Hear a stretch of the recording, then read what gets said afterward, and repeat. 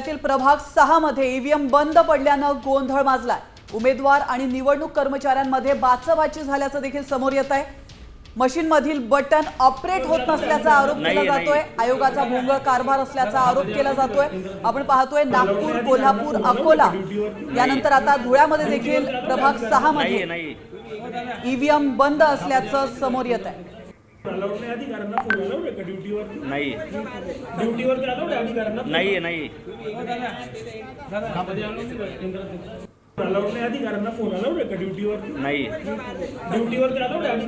नाही इथं कानोश्री शाळेच्या बूथवर खोली क्रमांक 2 आपण बघू शकतात। इथं सगळा भोंगळा कारभार चालू आहे।